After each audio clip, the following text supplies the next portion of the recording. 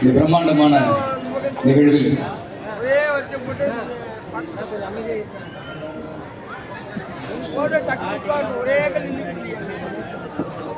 தமிழகமே பெருமைப்பட்டுக் கொண்டிருக்கின்ற ஒரு தண்ணீர் இல்லாத ஆட்சி களத்தை தொடர் சாதனைகளாக நிகழ்த்தி கொண்டிருக்கிற ஒரு மகா சாதனையாளருக்கு ஒரு நூற்றாண்டு கண்ட இயக்கத்தினுடைய பெருந்தலைவனாக இருந்து இந்த இயக்கத்தின் ஒவ்வொரு விழுதுகளையும் வேர்களாக மாற்றிக் கொண்டிருக்கிற ஒரு மாபெரும் தலைவருக்கு பிறந்தநாள் விழா அப்படிங்கும்போது உண்மையிலேயே நம்மை போன்ற இன உணர்வு மொழி உணர்வு மிக்கவர்கள் எல்லோருக்கும் இது ஒரு சொந்த விழாவாகத்தான் நான் கருதுகிறேன். ஒரு மனிதருடைய பிறந்த நாள் எப்படியெல்லாம் உலகத்தில் கொண்டாடப்பட்டிருக்கு அப்படின்னு சொல்லி நான் வரும்போது அப்படியே இணையதளத்தில் தேடிட்டே வந்தேன். அப்படி பார்க்கும்போது மிக பிரபலமாக இங்கிலாந்தில் விக்டோரியா மகாராணி அவருடைய பிறந்த நாள் கிட்டத்தட்ட ஒரு வாரம் தொடர்ச்சியாக அவங்க நாட்டில் அவங்களுடைய நாட்டு மக்களால் கொண்டாடப்பட்டிருக்கு. அதற்கப்புறம் பார்த்தீங்கன்னா வட கொரிய அதிபர் கிம் ஜாங் அப்படிங்கிறவர் நீங்கள் பார்த்துருப்பீங்க, உங்கள் குள்ளமாக உற்சாகமாக இருப்பார் எப்பவுமே. ஸோ அவருடைய பிறந்த நாள் அதே மாதிரி 10 நாட்கள் ஒரு இராணுவ அணிவகுப்பெல்லாம் நடத்தி புதிய ஆயுதங்கள் எல்லாம் அவங்க மக்களுக்கு வந்து காட்சி அமைப்பாக காட்டி அந்த விழாக்கள் கொண்டாடப்பட்டிருக்கு. ஆனால் எனக்கு தெரிய ஒரு தலைவருடைய பிறந்த நாள் தொடர்ச்சியாக இப்படி 72 நாட்கள் தொடர்ச்சியாக கொண்டாடப்பட்டு கொண்டே இருக்கிறது அப்படின்னா அது வந்து ஒரே ஒரு முதல்வர், இந்த தலைவர் முத்துவேல் கருணாநிதி ஸ்டாலின் என்கின்ற இந்த முகவரியை கொண்ட முதலமைச்சருக்கு தான் இப்படி தொடர் விழாக்கள் நடக்கும் அப்படின்னு நினைக்கிறேன். அப்படி நாங்களும் நிறைய இது போன்ற விழாக்களில் கலந்து கொண்டே வருகிறோம். இது எல்லாமே ஒரு பெரிய மகிழ்ச்சிகரமான ஒரு பெருமையான விஷயமாகவே நான் கருதுகிறேன். ஸோ இந்த திரளான கூட்டத்திற்கு முன்னால் ஒரு அற்புதமான ஒரு திருநாளில் பேசக்கூடிய ஒரு மிகச்சிறந்த ஒரு வாய்ப்பினை இன்று எனக்கு ஏற்படுத்தி கொடுத்திருக்கின்ற எங்களுடைய அபிமானத்திற்குரிய விழா நடத்துவதை தன்னுடைய வீட்டு நிகழ்ச்சி நடத்துவதை விட அதிக ஆர்வத்தோடும் அதிக ஆனந்தத்தோடும் தொடர்ந்து நடத்தி கொண்டே இருக்கிற மாண்புமிகு அமைச்சர் மாசில்லாத மாசு அவர்களுக்கு என்னுடைய பேரன்பான வணக்கங்களை இந்த நேரத்தில் தெரிவித்துக் கொண்டு, இதற்கு முன்பு பேசி அமர்ந்த அற்புதமான அமைச்சர் அப்படிங்கிறதெல்லாம் கடந்து அவரோட நிறைய பழகியிருக்கேன். அற்புதமான மனிதர், மிகச்சிறந்த படிப்பாளி. அவரை பார்க்கும்போதே அவருடைய இல்லத்திற்கு நான் 2-3 முறை சென்றிருக்கேன். அவரை பார்த்து வியந்தது அவருடைய நூலகத்தை பார்த்து தான். அவ்வளவு புத்தக பேழைகளை கொண்டு தன்னுடைய இல்லத்தை அலங்கரித்து வைத்திருக்கிற ஒரு அற்புதமான அறிவு நிதியை ஏராளமாக கொண்டிருப்பவர். இன்று நிதியமைச்சராக நமக்கு வந்து இன்னைக்கு வந்து அவருடைய கூட்டத்தொடரை பார்க்கும்போது உண்மையே சார் ரொம்ப வியந்து போனேன் சார். அதில் நீங்கள் ஒரு உரை நிகழ்த்தியிருப்பீங்க. நம்முடைய தமிழர்களுடைய புராதனத்தை எடுத்துக்கொண்டு வந்து அந்த மரபு வழியை அந்த பட்ஜெட்டுக்கு கொண்டு வரவே முடியாது. அந்த சப்ஜெக்ட் அதுக்குள்ள கொண்டு வந்து பேசுனது வந்து ரொம்ப அற்புதமான செழிப்பூட்டும் வகையில நம்முடைய தமிழ் பெருமக்கள் எல்லாம் தலை நிமிர்ந்து சல்யூட் வைக்கணும் அவருக்கு. அந்த அளவுக்கு ஒரு தமிழ் பெருமிதத்தை அந்த மாமன்றத்தில் அவர் வந்து பேசினார். அவ்வளவு அற்புதமான தமிழ் அங்கே ஒலித்தது. ரொம்ப இனிமையா இருந்தது, கேட்பதற்கு ரொம்ப மகிழ்ச்சியா இருந்தது. ஸோ ஐயா அவர்களுக்கும் எங்களுடைய திரை உலகத்தை சார்ந்த எனக்கு மிகவும் பிடித்தமான அவருடைய படங்கள்ல நிறைய நான் பாடல்கள் எழுதியிருக்கேன். தமிழ்நாட்டில் மட்டும் அதாவது பேச்சை கேட்பவர்களோட பேச்சாளர்கள் அதிகம் அப்படின்னு சொல்லலாம். ஆனா எல்லா பேச்சாளர்களும் எல்லா நேரத்திலையும் எப்போதுமே அவங்களால சிக்ஸர் அடிக்கணும்னு சொல்ல முடியாது. ஆனா என்னுடைய அன்பு சகோதரர் கரு பழனியப்பட நீங்க வந்து ஸ்டேடியத்தில் விட்டாலும் சிக்ஸர் அடிப்பாரு, டெல்லியில இறக்கி விட்டாலும் சிக்ஸர் அடிப்பாரு. எங்கேயும் சிக்ஸர் அடிக்கிற ஒரே தோனி வந்து அந்த கரு பழனியப்பன் அவர்கள் தான். ஸோ அந்த அற்புதமான என்னுடைய அன்பு சொந்தம் கரு பழனியப்பன் அவர்களுக்கும் மற்றும் சட்டமன்ற உறுப்பினர்கள் மற்றும் கழகத்தை சார்ந்த முக்கியஸ்தர்கள், மேடையில் அமர்ந்திருக்கக்கூடிய பெருமக்கள் என எல்லோருக்குமே என்னுடைய அன்பான இனிய மாலை வணக்கங்களை தெரிவிச்சுக்கிட்டு, இந்த விழா உண்மையிலேயே நான் மாண்புமிகு அமைச்சர் மாசு அவர்களுக்கு தான் திரும்ப திரும்ப நன்றி சொல்லிக் கொண்டே இருக்க வேண்டும். ஏன்னா அவருடைய உழைப்பை நான் அவரோட பழகும்போது கவனிக்கிறேன். அவ்வளவு ஒரு தொடர்ந்து ஓய்வில்லாத ஒரு உழைப்புங்க. அது எப்படி தலைவர் கலைஞர் அவர்கள் முதல்வராக இருக்கும்போது சொன்னாரோ, உழைப்பு உழைப்பு உழைப்பு அதுதான் ஸ்டாலின் அப்படின்னு சொல்லி தலைவர் கலைஞர் அவர்கள் சொன்னார். அந்த விதத்தில் முயற்சி முயற்சி முயற்சி அதுதான் மாசு அப்படின்னு இப்போ சொல்லியிருப்பார். அந்த அளவிற்கு அவருடைய தொடர்ந்து ஓட்டம் ஓட்டம் அது அவர் மராத்தான் ஓட ஆரம்பிச்ச அந்த ராசியா என்னன்னு தெரியல. அதிலிருந்து அவரும் ஓடுறாரு, அவர் கூட இருக்கிறவங்களும் ஓடுவாங்க. யாருமே அவரோட ஸ்பீடுக்கு வேகத்துக்கு இணையா நம்மளால் நடக்க முடியாது. அவ்வளவு வேகத்தோட செல்லக்கூடிய ஒரு அற்புதமான ஒரு அமைச்சர், ஒரு ஆளுமை மிகுந்த அமைச்சர். அவரை சுற்றிலும் எப்போதுமே ஒரு அமைச்சரை சுற்றி நிறைய எந்த நேரம் பார்த்தாலும் அரசியல் கலந்த தலைவர்களோ அல்லது தொண்டர்களோ இருப்பாங்க. ஆனால் நான் நிறைய சமயத்தில் அவருடைய அலுவலக வீடுகளுக்கு பார்க்கும்போது அவரை சுற்றி அறிஞர்கள் கவிஞர்கள் நிரம்ப இருக்கிற ஒரு அறை அப்படின்னா அது அன்புக்குரிய அண்ணன் மாசு ஐயா அவருடைய அலுவலகமாக தான் இருக்க முடியும். ஸோ அப்படி அந்த நடைபயிற்சி நாயகன் அவருக்கும் என்னுடைய மகிழ்ச்சியான நன்றிகளையும் வணக்கங்களையும் தெரிவித்துக் கொண்டு இந்த பிரம்மாண்டமான இந்த முதல்வர் பெருநாளில் பிறந்த நாள் திருநாளில் ஏன் இந்த தலைவனுக்கு மட்டும் இப்படி தமிழகம் நிரம்ப விழாக்கள் கொண்டாடப்பட்டு கொண்டே இருக்கிறது அப்படிங்கிறது ஒரு சில பேருக்கு புரியாதவர்களுக்கு இது ஒரு சந்தேக விருட்சமா இருக்கும்.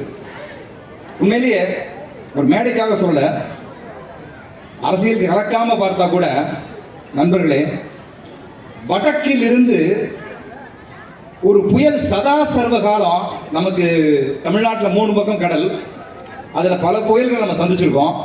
பல புயல்கள் சில சேதங்களை ஏற்படுத்தியிருக்கு. ஆனால் வடக்கிலிருந்து நிலப்பரப்பிலிருந்து கடல் பரப்பில் தான் புயல் வரும். ஆனால் நிலப்பரப்பிலிருந்து ஒரு புயல் சதா சர்வ காலமாக இந்த தமிழ்நாட்டை குறிவைத்து தாக்கி சிதைக்க வேண்டும், இந்த ஒற்றுமையை குலைக்க வேண்டும் என்ற ஒரே குறிக்கோளோடு அந்த புயல் தொடர்ச்சியாக பல ஆண்டுகளாக வீசி வீசி வீசி பார்த்து கொண்டே இருக்கிறது. ஒவ்வொரு முறை அந்த புயல் இந்த தமிழகத்தின் எல்லைக்கு வரும்போதெல்லாமே அந்த புயலை தடுத்து நிற்பாட்டுவது எது என்று தெரியுமா? சீன பெருஞ்சுவர் மாதிரி ஒரு பகுத்தறிவு பெருஞ்சுவர் மு.க. ஸ்டாலின் என்கிற பெயரோடு அமர்ந்திருக்கிற அந்த பெருஞ்சுவர் இருக்கிற ஒரே காரணம் தான் நண்பர்களே, அந்த புயலால் இந்த பக்கம் ஒரு அடி கூட எடுத்து வைக்க முடியாம வந்து அடித்து அடித்து திரும்பி போய்கொண்டே இருக்கிறது ஒவ்வொரு முறையும். அந்த புயல் மட்டும் இந்த பக்கம் நுழைஞ்சிருச்சு, மிகப்பெரிய ஒரு மத பிளவும் மதத்தால் பிரித்தாளுகிற சூழ்ச்சியையும் அந்த புயல் இங்கே சாதித்து காட்டிவிடும். ஏன்னா இங்கே பொறுத்த வரைக்கும் நேற்று சத்தியமா இந்த அரங்கத்தில் அமர்ந்திருப்பவர்கள் எல்லோரும் 3 வேளை சாப்பிட்டீங்களான்னு எனக்கு தெரியாது. ஆனால் எல்லாரும் இஸ்லாமியர் வீட்டு பிரியாணியை கண்டிப்பாக நம்ம சாப்பிட்டுருப்போம். யாரோ ஒரு இஸ்லாமிய நண்பன், ஒரு தோழன், ஒரு சொந்தக்காரன் நமக்கு நமக்கான உணவை அவர் கொண்டு நம்ம கொடுத்துருப்பாரு, அல்லது நாமளா விரும்பி சாப்பிட்டுருப்போம். இந்த ஒரு இணக்கம் இருக்கு இல்லையா, இந்த இணக்கத்தை உடைக்க வேண்டும் என்பதற்காகத்தான் தொடர்ச்சியாக அந்த புயல் வீசிக்கொண்டே இருக்கிறது.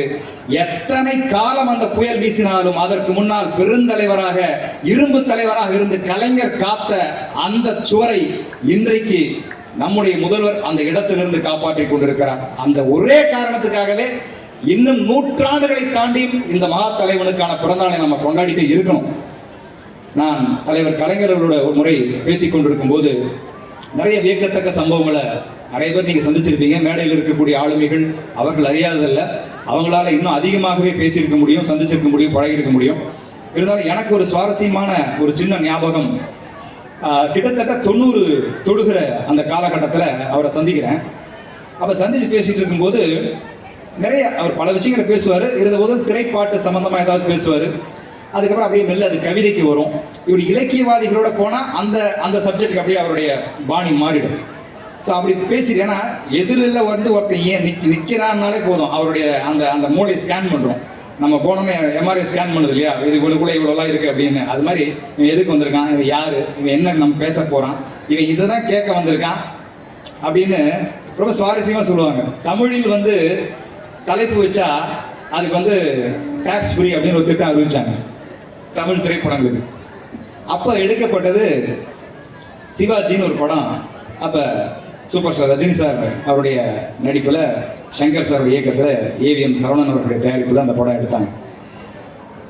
இப்போ எல்லாருக்குமே என்ன ஒரு குழப்பம்னா, இது எப்படி மாறும், அதுக்கு டேக்ஸ் ஃப்ரீ வருமா வராதா அப்படின்னு அந்த படத்தில் இருக்காங்கள பேசும்போது கலைஞர் அவர் முதல்வராக இருக்கார். அப்போ சந்திக்கிறதுக்கு ஏவிஎம் சரவணன் அவர்கள் அங்கே போகிறார்.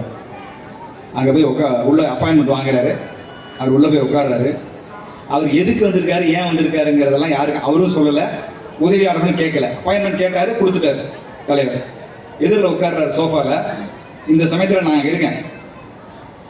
அப்போ சரவணன் சார் பேசுறதுக்கு வாய் எத்தனிக்கிறார். அவர் கை கட்டிட்டு தான் இருப்பார். அவர் எத்தனிக்கிறாரு. கலைஞர் சொல்றாரு, சிவாஜி தமிழ் டைட்டில் தாங்க. அவ்வளோதான், நீ எதுவுமே சொல்ல வேணாம். அங்கே போய் நான் சார் நான் எதுக்கு வந்துருக்கிறேன், நீங்கள் நல்லா இருக்கீங்களா, உங்கள் உடம்பு நல்லா இருக்கேன்னு சாப்பிட்டீங்களா, வந்த உடனே நீ இதுக்கு தான் வந்துக்கிற.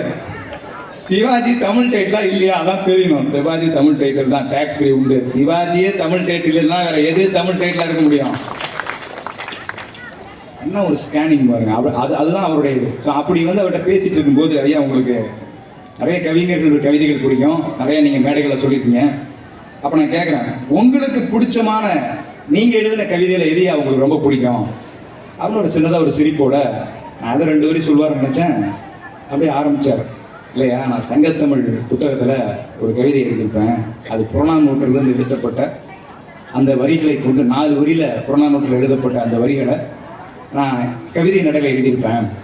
நான் எழுதியதிலேயே எனக்கு மிக பிடித்தமான கவிதை அந்த கவிதை தான் அப்படிங்க.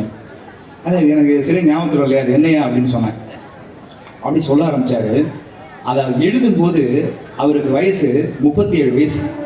அப்போ அதையும் சொல்கிறார், நான் எழுதும்போது எனக்கு 37 வயசு அப்படின்னு சொல்கிறார். சொல்கிறது அதை ஒரு மேடையில் தான் அதை பேச ஆரம்பித்தாராம் முதல்ல அந்த கவிதையை. அதுக்கப்புறம் தான் திரைப்படத்தில் அது வருது. அந்த கவிதையை அவர் சொல்கிறார். நீங்கள் இதை எப்படி பார்க்கணுன்னா, நீங்கள் தலைவர் கலைஞருடைய பழைய புகைப்படத்தை பார்த்துருப்பீங்க. சுருள் முடி, அப்படி சின்னதாக ஒரு கோடு போட்ட பென்சிலில் வர மாதிரி சின்னதாக லேசான ஒரு அழகான ஒரு மீசை இருக்கும். ஒரு வேட்டியை விட ஒரு பெரிய துண்டு இருக்கும். அது அவருக்கு மட்டும்தான் ஸ்பெஷலாக டிசைன் பண்ணுவாங்கன்னு நினைக்கிறேன். அந்த துண்டு இங்கே போட்டு அங்கே போட்டு கீழே போய் அங்கவசரம் தொங்கி பாகுபலி துண்டு மாதிரி இங்கே நிற்கும். அது பாட்டுக்கு அதோட புறன்ற அது ஒரு அழகு, ஒரு மிடுக்கு. அந்த துண்டை இப்படி கையில் ஒரு ஷால் அப்படி ஏந்திட்டு அது இப்படி தான் கை வச்சிருப்பார். இந்த 2 பேரும் தூக்கி இப்படி தான், இதான் ஆரம்ப கால ஸ்டைல் இப்படி தான் இருக்கும். நீங்கள் ஆனால் போய் நெட்டில் போய் சர்ச் பண்ணி பாருங்க, அப்படி தான் இருக்கும். ஸோ இப்படி தான் அவருடைய பேச்சு இருக்கும். அப்படி அந்த அந்த அந்த தொழில் நீங்கள் அதை அவர் பேசுனதை கற்பனை பண்ணிக்கணும். ஆனால் அந்த ஏஜில் தான் அவர் பேசியிருக்கார்.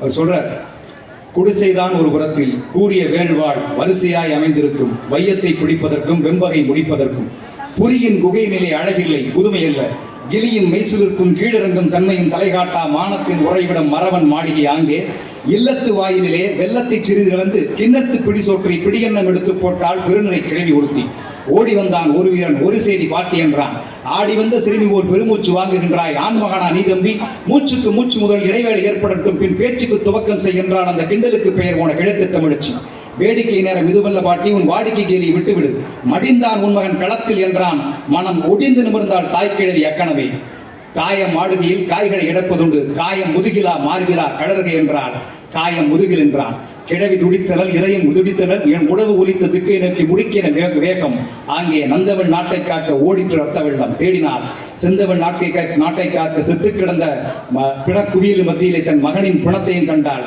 புரட்டி போட்டாள், இறந்து கிடந்தான் மகன் ஈட்டிக்கு மார்பு காட்டி, மகன் பிறந்திட்ட போது அடைந்த மகிழ்ச்சியை விட அவன் இறந்திட்ட போது மகிழ்ச்சியை இரட்டிப்பாக்கினாள், அவள் கேட்டாள், கருத்தெரிய பொய் சொன்ன கயவன் எங்கே, வாழ் இங்கே, அவன் நாக்கெங்கே என்று அந்த கவிதையை இப்போது நான் பேசியதோட உணர்ச்சி பூர்வமாக அந்த 90 வயதில் அந்த மூத்த தமிழ், அந்த கொஞ்சம் தமிழ், அந்த மஞ்சள் சாலை எழுத அந்த தங்க தமிழ் அப்படி சிந்தியதுன்னு பார்க்கும்போது எனக்கெல்லாம் அப்படியே இப்போ சொல்ல கேட்கும்போது அந்த காட்சி அப்படியே கண்ணுக்கு வந்து நிற்கிது.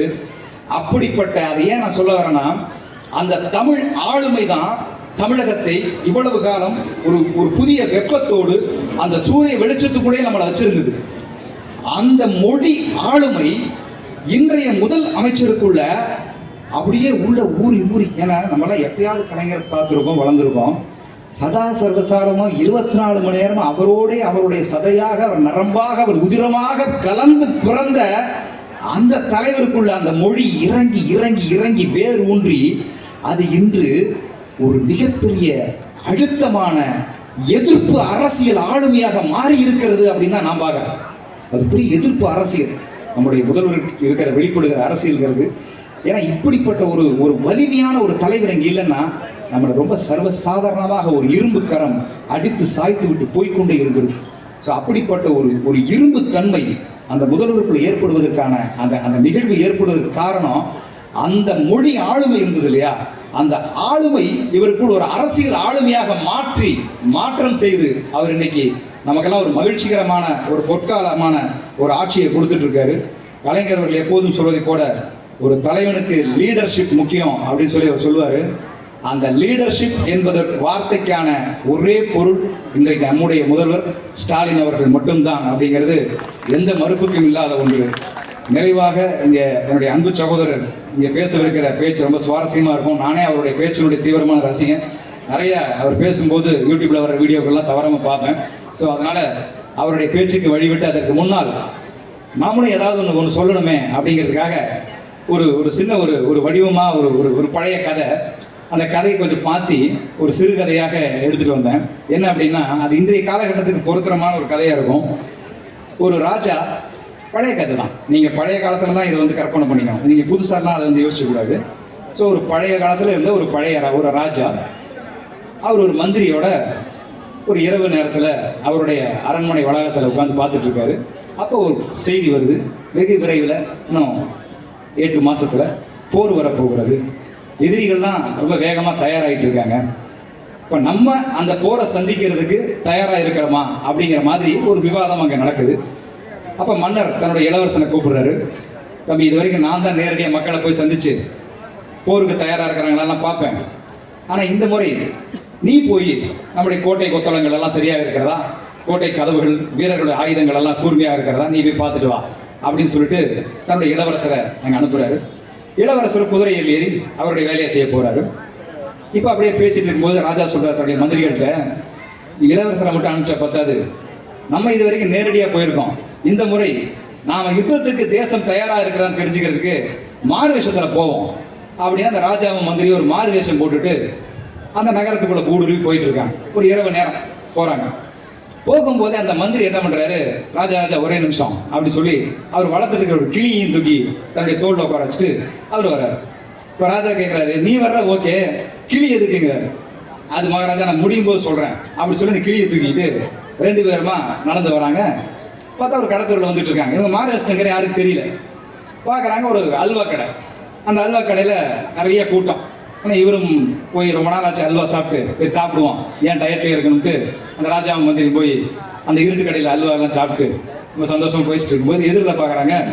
பார்த்தா அங்கே மொழிக்கடை அப்படின்னு ஒரு புதுசாக ஒரு கடை முளைச்சிருக்கு. அப்போ அந்த ராஜா கேட்டார், இது என்னப்பா இது புதுசாக இருக்குது, அல்வா கடை இருக்குது, பலகார கடை இருக்குது, என்ன கடை இருக்குது, மொழிக்கடைன்னு ஒன்று வச்சுருக்காங்க யார்? அப்போ மந்திரி சொல்கிறார், ஆமாங்க ராஜா, இப்போ புதுசாக எல்லா இடத்துலையும் மொழிக்கடை உற்பத்தி பண்ணியிருக்காங்க, இந்த கடையில் மொழி வாங்கினீங்கன்னா வேலை இலவசமாக கொடுக்குறோம் அப்படின்னு சொல்லி இங்கே ஒரு விளம்பரம் பண்ணி நிறைய பேர் இதையும் நம்பி போய் இந்த மொழியை வாங்கி இப்போ வியாபாரம் பண்ணிட்டு இருக்காங்க. அப்போ அந்த ராஜா கேட்குறாரு, உண்மையிலே வந்து இந்த மொழி கடையில் படித்தோம்னா, அதாவது வாங்கினோம்னா வேலை கன்ஃபார்மாக கிடைக்குமாங்க? கிடைக்குங்கய்யா, நிறைய பேர் பானிபூரி வித்துட்டு இருக்காங்க, ஆனால் அது ஒன்றும் பிரச்சனை இல்லை, அந்த வேலை கன்ஃபார்மாக கிடைக்கும், ஆனால் மொழி கடை அதை நம்பி போய் வாங்கிட்டு இருக்காங்க, பேசாமல் இதை அழிச்சிரும்னு சொன்னால் நீங்களும் கேட்க மாட்டேங்கிறீங்க அப்படின்னு மந்திரி சொல்கிறார். அப்போ ராஜா சொன்னார், இல்லை நீங்கள் ஏற்கனவே இதை அழிக்கலான்னு சொன்னீங்க, இந்த மொழி கடையெல்லாம் வேணாம். இந்த கோடை காலத்தில் காட்டாமணி செடின்னு நம்ம ஊர்லெல்லாம் முளைக்கும், நம்ம ஊருக்காரங்களுக்கு தெரியும். இந்த காட்டாமணி செடியோட குணம் என்னன்னா மளமள முளைச்சிடும். இதை அழிக்க ஆரம்பிச்சுன்னு வைங்களேன், அழிக்க ஆரம்பிக்க கடகடன்னு வளர ஆரம்பிக்கும். அப்படியே விட்டுருணும்.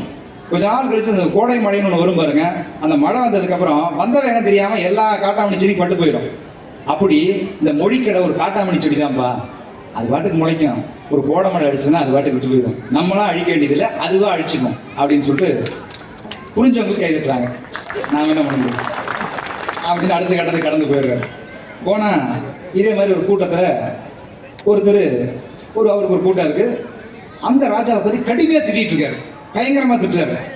இந்த ராஜாவுக்கு ஒரு மாதிரியாக இருக்குது, என்னப்பா நம்ம ஒன்றுமே செய்யலையே, மக்கள் நன்மை தான் செய்யலாம், நம்மளை பற்றி இவ்வளோ கடுமையாக திட்டுறாரு, இவருக்கு ஒரு கூட்டமும் கூடியிருக்கே, அந்த கூட்டம் ரசிக்குதே அப்படிங்கும்போது ஒரு சின்ன வருத்தம் அடைகிறார். அப்போ அந்த மந்திரி சொல்கிறார், இல்லை மகாராஜா, இதை நீங்கள் தப்பா எடுத்துக்காதீங்க, இதுக்கு முன்னால் வேற ஒரு ஊருக்கு நான் போனப்போ இதே இவர் தான் பேசிக்கிட்டு இருந்தார், அவருக்கு அதே கூட்டம் இருந்துச்சு, நான் கூட ஊருக்கு ஒரு கூட்டம் இருக்குன்னு நினச்சேன், ஆனால் இங்கே வந்து பார்க்கும்போது தெரியுது இது ஒரே கூட்டம் தான், எல்லா ஊருக்கும் இந்த கூட்டம் தான் போயிட்டு இருக்கு, அதனால இதை பற்றி நம்ம இந்த கூட்டம் பெருசாயிருமோ அப்படின்னு நம்ம வந்து பயப்பட வேண்டியதில்லை. நான் அந்த காலத்து கதை தான் சொல்லிட்டு இருக்கிறேன். நீங்க பாட்டுக்கு ஏதாவது மாத்தி கனெக்ட் பண்ணி இந்த யூடியூப்ல மாத்தி போட்டுறாதீங்க.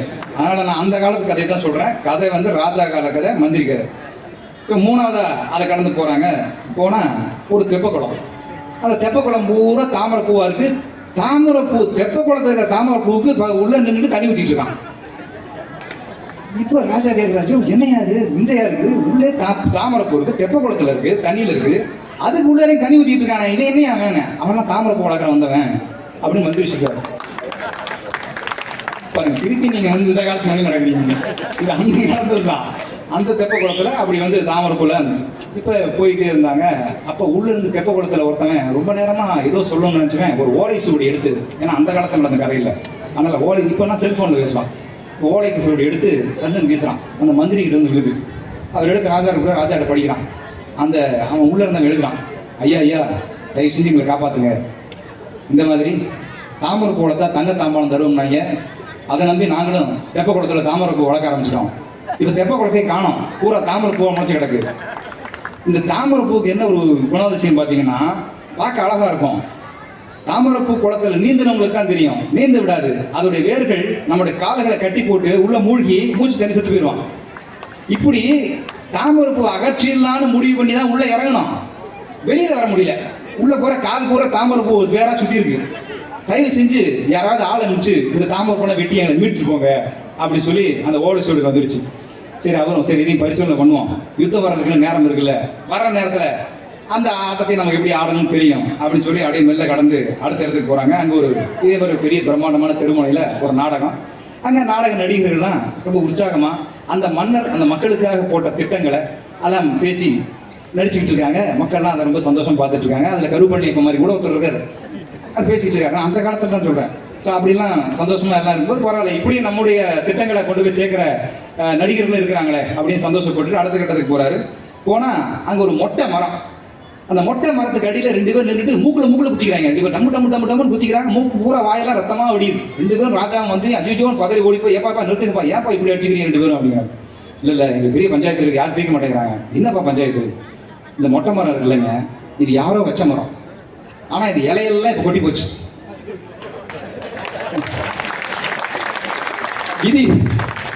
இது இப்போ மொட்டை மரம் ஆயிடுச்சு. நான் கஷ்டப்பட்டு ராத்திரி முழுக்க உட்காந்து ஒட்டுன இலையெல்லாம் இந்த மரத்தில் ஒட்டுறேன்.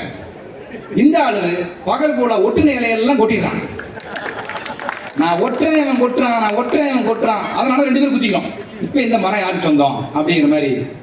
இப்போ அந்த மந்திரி பதில் சொன்னார், இல்லை இது பிரச்சனை எளிதான பிரச்சனை தான், பெரிய பிரச்சனை இல்லை. ஒன்று பண்ணுங்க, 2 பேரும் ஒரு கோடாரியை கொண்டாந்து அடியோட மரத்தை வெட்டிடுங்க, இந்த மரம் அவசியம் இல்லை.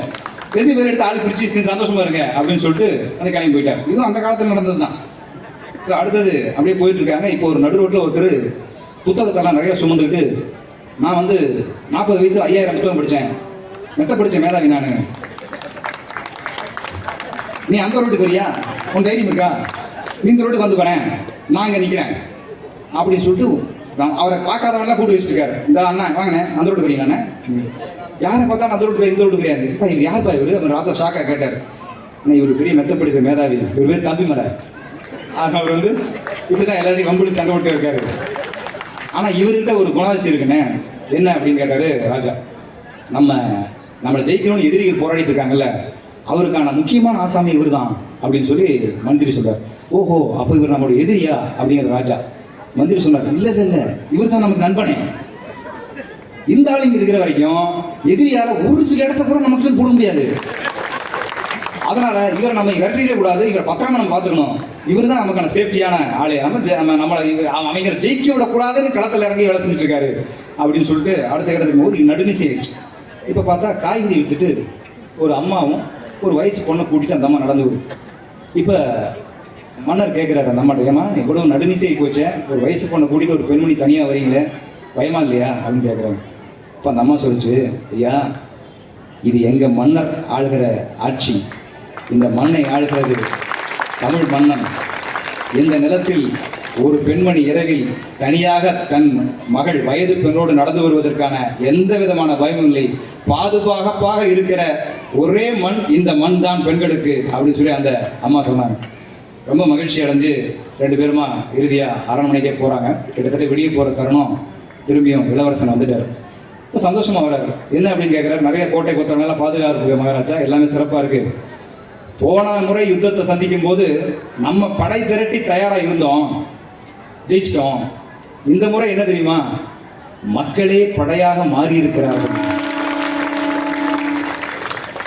அதனால உறுதியான வெற்றி என்று சொல்லி இளவரசர் கிளம்புறாரு.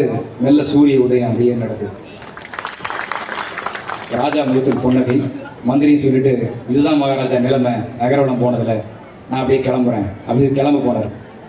உங்களுக்கு கேட்ட சந்தேகம் மாதிரியே தான் ராஜாக்கு வந்துச்சு. ஏப்பா நிலுப்பா, நீ கிளம்பும் போது ஒரு கிளியை தூக்கிட்டு வந்திய, அந்த கிளிக்கு என்ன காரணம்? அது வந்ததுன்னு தெரியல, போனது தெரியல, இப்போ கிளி தூக்கிட்டு நீயும் போற, எதுக்காக கிளி கொண்டு வந்த அப்படின்னாரு. அப்போ மந்திரி சிரிச்சிட்டே சொன்னாரு, மகாராஜா இந்த கிளிக்கு பேரு திராவிட கிளி. உலகத்திலேயே பல ஆயிரம் பறவைகள் இனம் இருக்கு, அந்த எந்த பறவைகளுக்கும் இல்லாத ஒரு குணாசியம் கிளிக்கு இருக்கு. நீங்க சொன்னா அந்த சொன்ன சொல்ல திருப்பி பேசுற ஒரே பறவை கிளி தான். இந்த புறா பேசாது, மயில் பேசாது, காகம் பேசாது, கழுகு பேசாது, எதுவுமே நீ சொன்னதை திருப்பி பேசாது. ஆனா பறவைகள்ல சொன்னதை திருப்பி பேசுற ஒரே பறவை கிளி மட்டும்தான். அதனாலதான் கொண்டு வந்தேன். நகரவளம் போகும்போது எல்லாமே நீங்க நகரவளத்தை பார்த்தீங்க, ஆனா நான் எல்லா இடங்களையும் இந்த கிளியை ஒவ்வொரு வீடுகளுக்கும் அனுப்பிச்சேன். அந்த வீடுகளுக்குள்ள மக்கள்லாம் என்ன பேசிக்கிட்டு இருந்தாங்கன்னு இந்த கிளி கேட்டுட்டு வந்துச்சு. கடைசியா இந்த இடத்துக்கு வந்தபோது இந்த கிளி ஒட்டுமொத்தமா நகரத்தை எல்லாரும் என்னென்ன மக்கள் பேசிட்டு இருக்காங்கிறது எல்லாத்தையும் அந்த கிளி காதுல வாங்கி வச்சிருக்கு. இப்ப அந்த கிளிகிட்ட பேசுன்னா அது பேசும். என்னன்னா மக்கள் எல்லாம் என்ன சொன்னாங்களோ அது திருப்பி அது பேசும். அப்படிப்பட்ட சக்தி வாய்ந்தது அந்த கிளி. நீங்க வேணா கேட்டு பாருங்க அந்த கிளி என்ன பேசுதுன்னு அப்படி சொல்லி அந்த ராஜாவுடைய கையில் அந்த கிளியை உட்கார வச்சாரு. அந்த கிளி மக்கள் எல்லாரும் அந்த நகரத்தில் பேசிட்டு இருந்தாங்க இல்லையா, அது என்னன்னு அந்த ராஜாட்ட சொல்லிச்சு. மக்கள் எல்லாம் என்ன பேசிக்கிறாங்கன்னா, வெல்வோம் 200 படைப்போம் வரலாறு. அது கிளி சொல்லுச்சோ புலி சொல்லுச்சோ, இங்க இருக்கிற எல்லா கிளி எல்லா புலியும் சொல்ல வேண்டிய ஒரே வாசகம், வெல்வோம் 200 படைப்போம் வரலாறு. இதுதான் பிறந்த நாள் காணும் பெருமனிதருக்கு நாம் அளிக்கிற பிரம்மாண்டமான பரிசாக இருக்க முடியும். வாய்ப்புக்கு நன்றி, விடைபெறுகிறேன். வணக்கம். சிந்தனையாளர் இயக்குனர்